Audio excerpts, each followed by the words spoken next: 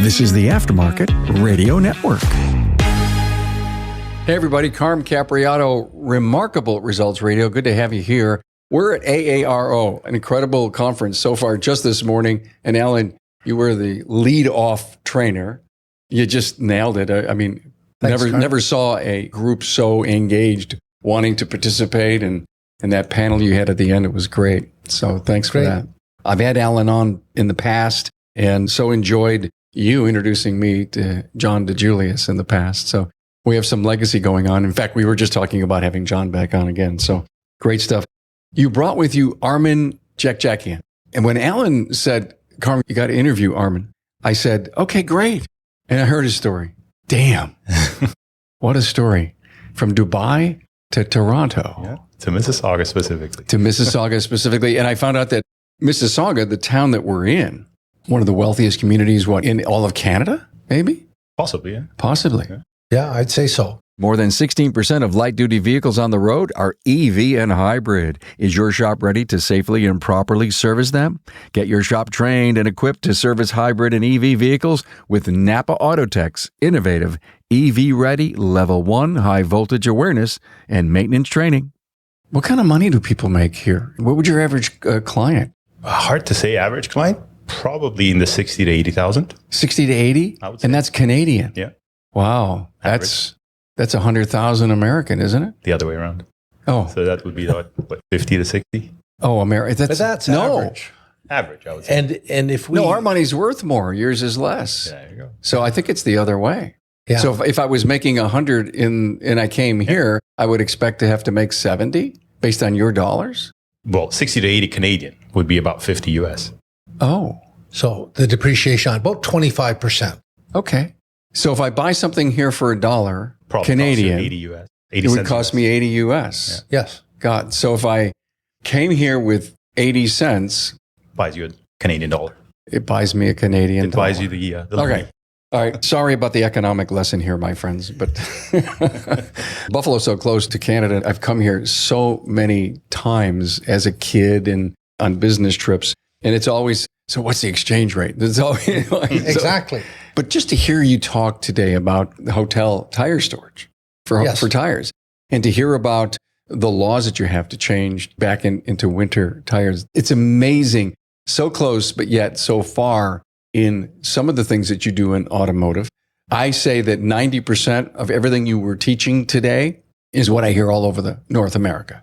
But that whole other winter tire changeover opportunities, you said, hey, we're in the busy season. Let's figure out how we get through it, and we get through it successfully. So, Armen, you came from Dubai. Yeah. Interesting story. Just give us a minute on Background. what happened. Your dad was in the shop business, right? Yeah. So since the 60s, my dad owned the first repair workshop in Dubai before it even became a country called United Arab Emirates. So I decided when my kids were a little bit older, I decided that I wanted to explore immigrating to Canada. It's where I went to high school. I went to a boarding school in Victoria, BC. So I decided to move from Dubai to Canada, essentially, to Ontario. And my background, I would say 20 plus years in multinational environments, Fortune 500 companies in sales and managerial, let's say, positions. Did you do anything in the oil industry? I did. I was working with a company called Ingersoll Rand and compressors. So we were selling a lot of compressors to the oil and gas industry. So when I came to Canada, I didn't want to continue the corporate life, if you will. Mm-hmm. I always dreamed of owning a shop. I kind of gravitated towards... I'm sorry. Think about that. I dreamed of owning a shop. Yeah. How long has it been since you've owned the shop? 5 years and a month. 5 years and a month. Yeah. When you think about the relationship you currently have with Alan, because you've been coaching with him for 6 months. 6 months, yeah. Should you have done it earlier? Awesome question. I thought about it. I think specifically with my journey, I opened the shop 6 months before COVID. And I don't know, you probably heard. Yeah, you probably heard that we had some of the strictest lockdowns here. So 6 months into a growing business, if you will, we had to shut down and kind of business fell off a cliff. They didn't call you essential? We were, but then who was driving, right? And I was a new shop, so I didn't yet have a good client base, if you will. Okay. So business was very, very slow for us. So I kind of went into my toolbox, learned within the multinational environment, the big Fortune 500 companies that teach you planning, cash flow. So I went into that toolbox and I was able to, fast forward 2 years, survive that period. So my business kind of came out of that, a battle-hardened, bruised, but battle-hardened business that I started growing right after, obviously, the lockdowns were taken out. Armen, if you had to do it all over again, would you have, done it earlier? 5 years into 6 months just recently with Alan, would you have done it sooner? Each of my peers have their own kind of journey within their shop ownership, if you will. Specifically within my journey, I think meeting up with Alan and starting the coaching program just 6 months ago, which was 4.5 years into my journey of owning a shop, came at a perfect time because I had an opportunity just before COVID hit to join a group with the late Bob Greenwood. Yeah. In a way, I'm glad that didn't work out. Of course, it's sad that we lost them, but in a way, I'm glad that it didn't work out, that I went into a group then, because what happened during COVID here in Canada, I think you heard about the strict lockdowns that we had. So I was a kind of a new business, 5 months into it, kind of business fell off a cliff. We were still open, but hardly anybody was driving. So I went into, if you will, my toolbox from the 20 years plus experience that I have within multinational companies and, cash flow, business management, planning, plan A, plan B, plan C, and just made sure that I survived the 2 year period of COVID and coming out of it. And it was a bruised but battle-hardened business that I, started growing again and putting back into the path of sales growth and profitability growth. And I think the period of time that passed after that and the significant and very quick growth that I went through in about 1.5 years after COVID allowed me to have significant operational experience, an in-depth operational experience that... Because you worked your butt off at that. Absolutely, right? Of course, you hear a lot about people advising, work on your business, not in your business. Great, yes, ultimately, of course. But during a period of crisis, you're, more kind of gravitating You're in the towards deep end of the You're in the deep end of it, right? So you're working in the business and that deep, detailed, if you will, operational experience was critical for me to have. And, joining the group 6 months ago came at a perfect time when I wanted to start to kind of fine tune the business, if you will, start to turn the dials into, I love what he said, Alan, about bruised and hardened. Yeah. And I was just thinking of scars. Okay. Yeah. He said, I'm so proud to show you all my scars. There are too many shop owners in North America that have scars, but they wear long shirts and they don't want to show them and they deal with them every single day. Here's a guy who says, let me tell you, I finally found myself an expert to help me take these battle scars and fix them. That's one of the things I saw with Armen is I saw a fellow that had this immense talent and he was scarred. And I think there was some residual pain from that scar. Yeah. And what I saw him do in the past 6 months is cast that off. He shed it. That is an incredible analogy that there is not enough people willing to admit they have scars that they're hiding and they have pain and they ignore it every single day. And they go in and do the same thing day in and day out. And they wonder why their business isn't going any particular place. And frankly, I don't think they realize that they're hurting the industry. They're hurting the talent that they have that should be at other places. They're not paying well. They have bad reps. They're not doing good work. And we're having to, all these great top tier shops are having to ford that river of the downtrodden. Very true. I mean, coaching, ever since I started, I think I realized that it helps in two different aspects. One aspect is generally always not spoken about or talked about.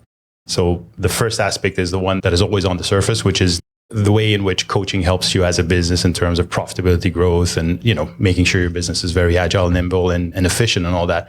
But on the other side, there's a lot of the second aspect that I'm talking about is the mental health side, right? As a shop owner, it's lonely out there. Every now and again, you need, for lack of better expressions, let's say a shoulder to cry on, or maybe somebody to reach out to get some kind of an affirmation, or if you're procrastinating about some topic or some decision that you have to take, it's like having a business partner who doesn't take a cut of the profit. That's the way I see it. So you're just paying him a flat fee. That's it, right? So in the sense, he or she as a coach has the best interest of your business at heart and will help you accordingly. But that's where it ends. So it's fantastic. I got this great idea for a new coaching model. I love it. I know what you're going to say. I love it. You do, don't you? All right. I'll take you on as a client, but I want a piece of the profits, the additional profits that you make. And you're going to look at them and says, oh, okay, well then put your money where your mouth is. Let's do this thing. And all of a sudden you grow, $300,000 of profit. Yeah. And he says, I got to give 50 to Alan. Are you kidding me? Did I just shoot myself in the foot? Well, you told me the other night that your coach almost fired you because you weren't working fast enough. Yeah, I was. Yeah. When I first started, my podcast coach. Yeah. Every 2 weeks I met with him. And in the early days, as I was trying to find my way, to your point, and I wasn't getting it done. I wasn't doing enough social media. I wasn't doing all this stuff. Thank God Tracy's here. He was upset. And he says, listen, I don't need you as a client. And you're paying me, I don't want to take your money. You're not going to make it. And it has to be like that. Yeah. You have to have that tough love approach. Boy, yes. Yeah. And that's what I needed. And that's what so many other people need. Exactly the same for me. But it's like, I'm sorry, you're not going to tell me what to do. That's how a lot of people are. Hey, listen, the top tier people in the industry listen. And the next tier who really want to get to the next level, they're listening too. But sometimes they don't know what. Put the left foot in front of the right. I mean, what do I do? Who do I call?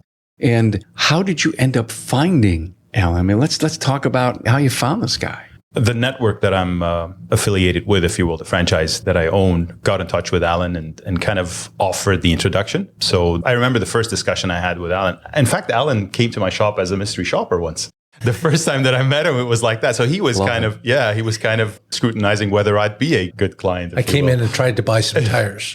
And I think I did a pretty good job. Was it he?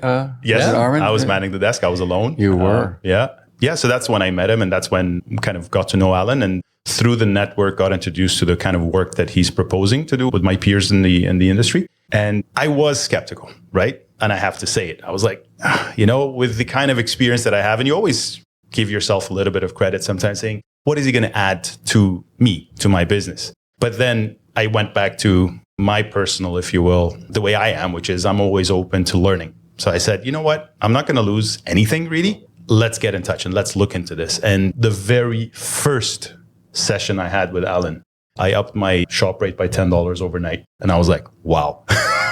And I thought I was, with all the experience that I have, again, within the multinational businesses and, Fortune 500 companies, there's a lot of expertise there. But what a good coach and an expert coach, like what we were talking just before we went into recording, an expert coach kind of helps you just like fine tune the business. In the analogy of racing, it's just like a race car that you put excellent aerodynamics on or excellent lighting, if you will, or excellent tires. So it's kind of the same thing. You're going fast, you're going to finish the race and you're doing those corner turns and everything. But a good expert coach is the one that's going to help you do those, sharp hairpin turns and get that excellent stability on the business, if you will. Your network said, hey, call Alan. Were you skeptical in any way that, I pretty much, I'm a cool guy. I read a lot. I talk to people. Yeah. I know it all. That was exactly my approach. Like I read a lot and, but then. Have you learned anything? Forget about the $10 service rate that that's an Oreo cookie up on the plate. That's easy, right? Yeah. What were the next tougher things that you took away that were uncomfortable for you? Looking at the business from a kind of a helicopter view is something that a coach helps you do, right? Again, going back to that expression, work on your business, not in your business. It's hard to take that step to that level of working on your business. So a good coach will help you kind of get to that level where you start looking at your business from 10,000 feet, if you will, and start fine tuning the many aspects of your business. So have I learned anything? Oh, yes. I mean, significant learning. And the cool thing about it is not just the one-on-ones, but the groups that you get involved in. There's so many peers within the industry who are going through sometimes similar pains, sometimes different pains that you have experienced and gone over or will experience. So being in that environment is something that adds a significant value. And yes, you do learn a lot. Armen, can you get everything done that you want to do because of your relationship with Alan? The place you want your business to be at? There's only probably 30 things on your must-do list. A good coach will help you prioritize as well, right? So what's your priority for the next, let's say 3 months, 6 months, 1 year, 5 years, right? So once you start writing it down, and that's what we do before we start a session, we always write it down, right? So once you write it down, you're giving it a thought and then you're making it like your your way forward. So can a good coach help you get there? Of course. Again, the focus, the prioritization, a good coach will definitely help you do that. Are you a NAPA Auto Care Center who is ready to take your shop to the next level? Then the premier tier NAPA Auto Care Gold Certified program is exactly what you need. Gold Certified Auto Care Centers provide customers with a consistent experience no matter where they are in the U.S. Now, this means they are more likely to return and support your shop or find your Gold Certified Auto Care Center while on the road. Gold Certified members can maximize technology, increase their local marketing opportunities, and have a fully trained team that keeps up with the latest trends. Simply put, the Gold Certified NAPA Auto Care program, powered by your local brand, will set you apart. A true partnership is a two-way street. Shops must meet specific criteria to be eligible for the many benefits of Gold. Now, NAPA Auto Care rewards its most committed partners, their Gold Certified members, with free premium shop referrals on the NAPA online locator, annual marketing dollars, and enhanced warranty, training opportunities, program rebates, and so much more. Are you ready to get started? Contact your local NAPA sales representative to discuss your eligibility and apply today. More than 16% of light-duty vehicles on the road are EV and hybrid. Is your shop ready to safely and properly service them? Get your shop trained and equipped to service hybrid and EV vehicles with NAPA Autotech's innovative EV-ready Level 1 high-voltage awareness and maintenance training. Hey, take your Auto Care Center to the next level, the Gold level, with the NAPA Auto Care Gold Certified program. This program is for the best of the best who can provide a consistent consumer experience and earn the trust of returning and new customers. Talk to your NAPA sales representative about how you can become a Gold Certified shop. One of the things I saw about Armen when I first arrived was a rent that was double the normal rent. A franchise network that is taking a percentage of top line, and a battle-scarred individual that was in probably one of the most desirable locations, but one of the most expensive locations. Wow. So to shake that off and start the growth, one of the things I saw him do early was take on a key man. And he took on a key man, and he took him on wholeheartedly and invested in that key man. And again, a good coach will, like Alan, he helped me look into that, if you will, cost as an investment and not a cost, right? And getting that, if you will, experienced person showing you that that is an investment that's going to return profits to you is something that you need an affirmation, before you take a plunge, if you will. And that key man oftentimes isn't as invested with your clients and is able to charge properly. Mm-hmm. And there's no discounting with the key man. And the key man continues to grow. Now, let's be fully transparent here. I'd like Armen to take another key man on. I'd like to continue the growth, because this is a guy that is destined for big things. Mm-hmm. He will own a chain of stores, without a doubt. We're actually at that point right now. I need to negotiate your rate. I need an agent then. You're darn right. Could you offer agent services? Wait a minute. I'm going to be his agent. Not yours. You said something so interesting. So did you, Armen. Invest in the top line. And when we think that we need people to help rein in the chaos, keep our customer experience where it needs to be because we're faltering, to monitor those comebacks that we feel a blip on the chart because we're rushing, pushing. Yeah. And we always think about wanting to hire someone to come in and take some of the pressure off the balloon. It's, I have to spend money instead of, and I love the concept, we need to invest in our sales, we need to invest in our team instead of we need to spend money. Yeah, 100%. Okay, that outrageous rent per month, would you be willing to tell us what it is? So that anybody who's driving, if you're driving, please keep an eye on the road and your hands on the wheel. How much? US, it's about $15,000 a month. Canadian 20. Almost. Maybe, yeah. Yeah, almost. So now, he's in a beautiful lot of location. It's a concrete city with high rises everywhere around him. Yeah. And so how many in the bays? How many? I have 8 bays. You have 8 bays. And 6 technicians on the floor. And how many service advisors just to those one, 6? One and myself. Duh. One and myself. I mean, it's your stat this morning, 2 for 1. Exactly. I should have been looking at your eye when he gets up there and says, so what's the stat? 2 for 1. How'd you feel? About. Oh, no, you weren't in the room. Oh, he wasn't in the room. Not at that point. I figure, you need to hire 3, 2 more. So we're actually at that point of discussion right now in the, let's say, journey that Alan and I are on, where he's trying to not convince me, but kind of guide me into prioritizing or maybe somebody quicker than I'm ready to, if you will. Let me understand your counter. And he's winning. Makes you feel good that you're winning. 100%. Because you've seen the light. You know how the movie ends. Yes. Tell me about customer service rep, service advisor. Do you have a singular person? Do you have a front person, somebody in the back doing the estimates and the quotes? No, it's a singular person. So we wear different hats, if you will. So to me, it was critical that I find somebody who matches my vision, if you will, of how to manage the front desk, how to manage the customers and the customer service. So somebody who walks into the door and knows how to smile, right? Who knows how to empathize with the customer. So that's why it took also a long time for me to find the right person. So to your question, it's one person that wears many different hats. So myself as well, manning the second desk that we have on the front. I do the quoting, the purchasing, the managing of the workflow. So as we grow, that may change and probably should. But right now, with the level of business that we have a nice formula. Wow, 8 bays, 5 techs.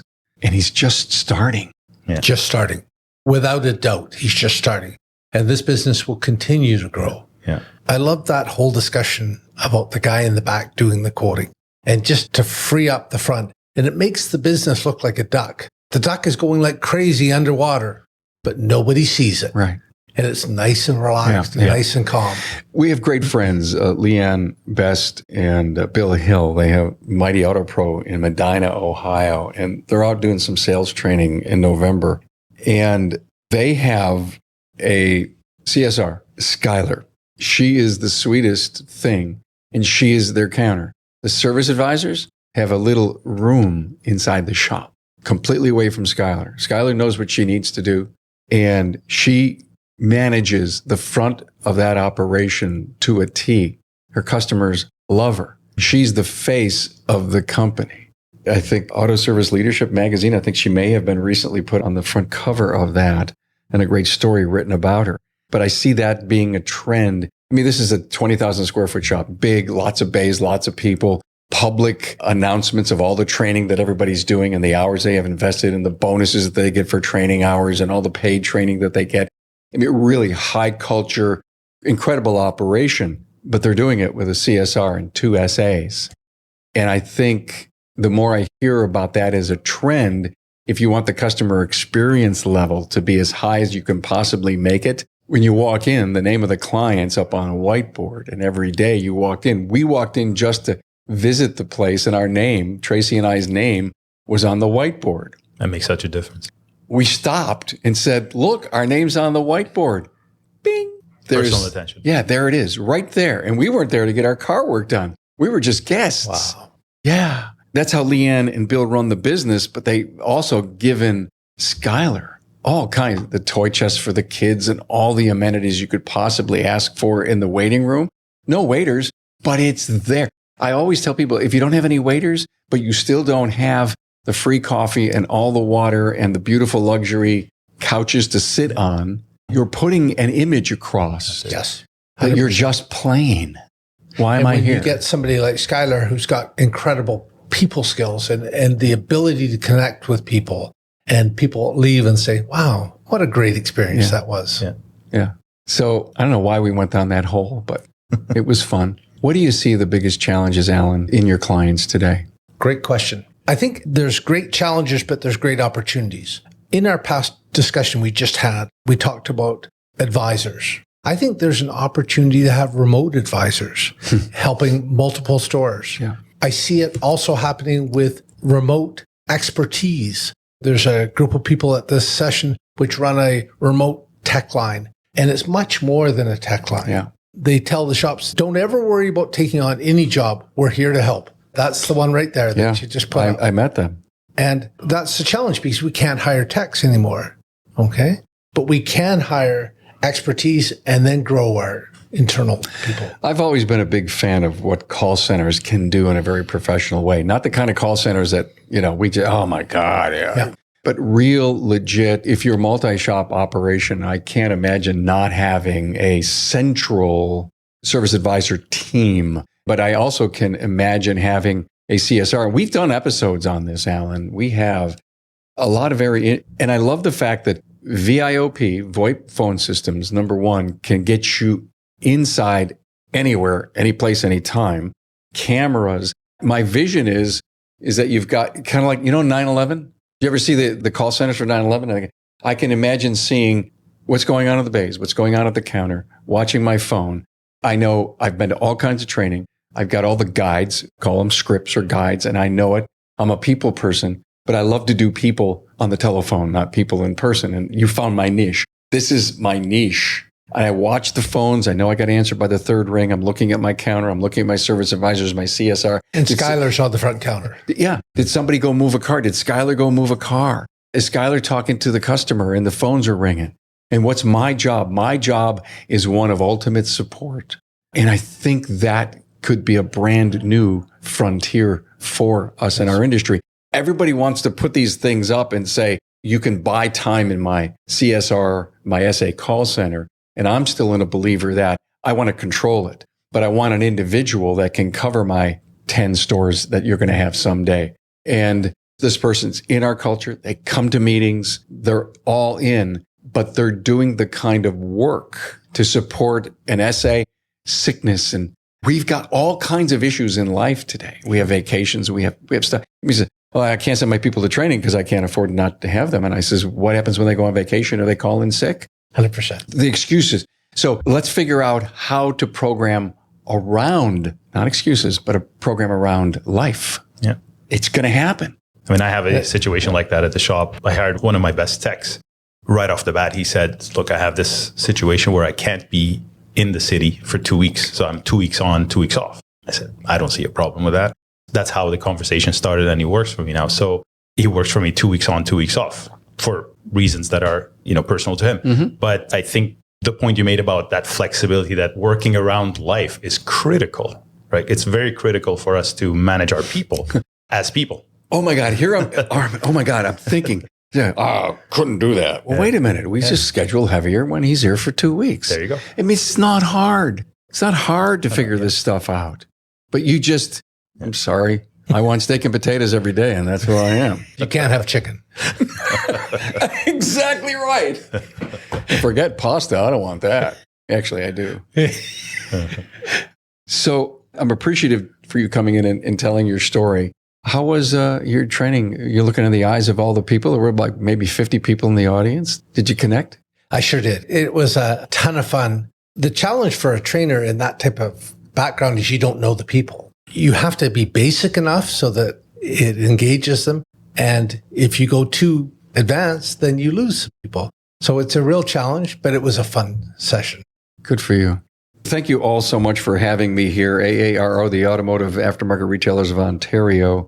They've sponsored us to be here. We got this beautiful little studio right off the main track, and we're going to record a ton of episodes here. So if you're listening and you liked what you heard today, there's just going to be so much more coming on. I can't tell you how much I appreciate Alan Beech from Beech Consulting, former shop owner, son-in-law owns a shop. I mean, you are an expert, no doubt, in your area.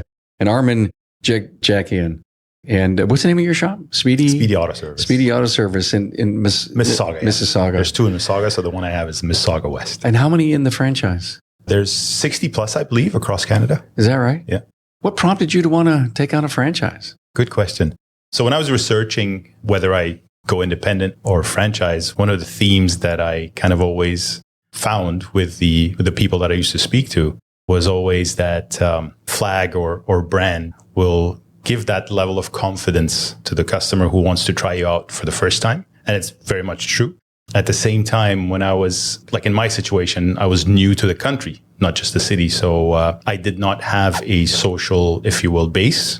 I did not have a client base. So starting on my own, calling it, Armen's Auto Shop, was going to take me significantly longer than buying a franchise that is well known, if you will. Mm-hmm. So that made me gravitate towards owning a franchise versus an independent shop. But then again, within the franchise industry, if you will, you have to do your homework well, because they're not all the same. They don't all offer the same level of support. They don't have the same level of understanding, the same level of expertise within the industry. So I did my homework well, and I ended up with a franchise partner that I'm really, really happy with. Armen, why Canada?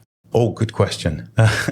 I went to school in Victoria, BC, so that's okay. So I have that Canadian, if you will, educational background, if you will, and I went to a boarding school, so I kind of lived in Canada in early 90s. And when did you go? Did you go?